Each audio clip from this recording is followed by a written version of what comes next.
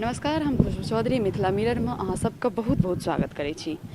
आइ लोकतंत्र के महापर्व के दोसर चरण के मतदान शुरू भऽ गेल हन और हम सब अखन ठाढ़ छी मधुबनी जिला के राजनगर विधानसभा के मैलाम गाँव में।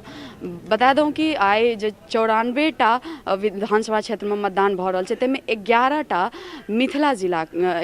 जिला मिथिला के छै। यानी कि कुल मिलाकर 16टा जिला के 94टा विधानसभा क्षेत्र में मतदान भऽ रहल यऽ, ताहिमे 11टा जिला जे छै मिथिला के अछि। तऽ अखनका जे हम एतुका व्यवस्था अहाँके देखाएब, सेंट्रल फोर्स के भारी संख्या में तऽ जुटायल गेल छै। मतदाता सब आबै छथिन, वोट दऽ रहल छथिन। एतऽ 4टा बूथ बनायल गेल छै और सब बूथ पर जे छै प्रशासन टाइट छै।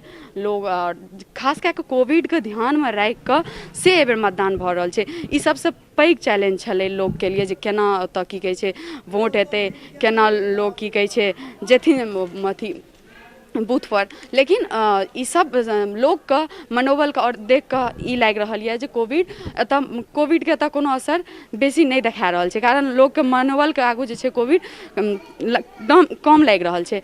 कारण सैनिटाइजर, मास्क और ग्लव्स सब चीज के व्यवस्था छै। जे आबै छथिन स्त्रीगण चाहे पुरुष सबके देल जाइ छै मास्क, सैनिटाइजर। अंदर में सैनिटाइजर सेहो छै, अंदर सैनिटाइजर राखल छै। बूथ पर अंदर गेला के बाद की कहै छै मास्क सेहो, ग्लव्स सेहो देल जा रहल छै।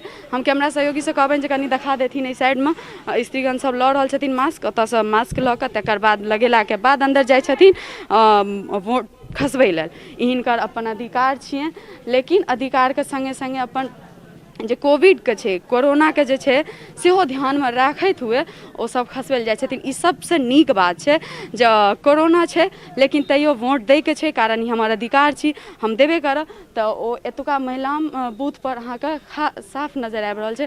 प्रशासन अंदर छै, व्यवस्था बहुत नीक छै, शांतिपूर्ण व्यवस्था छै। लोग आबि रहल छै बारी बारी से, वोट दऽ रहल छै, जा रहल छै। हालांकि आन बेर एते सेंट्रल फोर्स के एतऽ नहीं छलै व्यवस्था, लेकिन एहि बेर सेंट्रल फोर्स काफी छै, खासी भीड़ छै। लोग लेकिन आबै छथिन नंबर वाइज, अपन अपन वोट खसा कऽ जाइ छथिन। हमरा पाछू स्त्रीगण सब सेहो बैसल छथि, ओहो सब अपन वोट दऽ रहल, अखन अपन बारी के इंतजार कऽ रहल छथि। ओकर बाद ओहो सब जेता मतदान करता।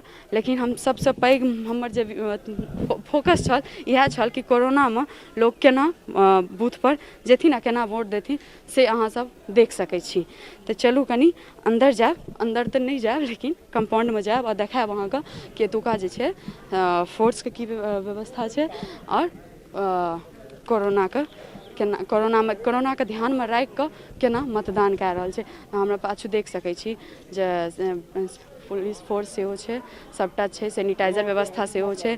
नंबर वाइज सब जा रहल छथिन, मतदान कऽ रहल छथिन। लेडीज स्त्रीगण के देख सकै छियै, सबके चेहरा पर मास्क छै, बिना मास्क के केओ अंदर नहीं जा रहल छथिन। प्लस पॉइंट ई छै कि ग्लव्स सेहो देल जा रहल छै। तऽ कोरोना के मात से एतऽ दए रहल छै सब, और अपन अधिकार सेहो अपन ध्यान में राखैत हुए वोट दऽ रहल छथिन। कैमरा सहयोगी राजीव चौधरी के संग खुशबू चौधरी, मैलाम।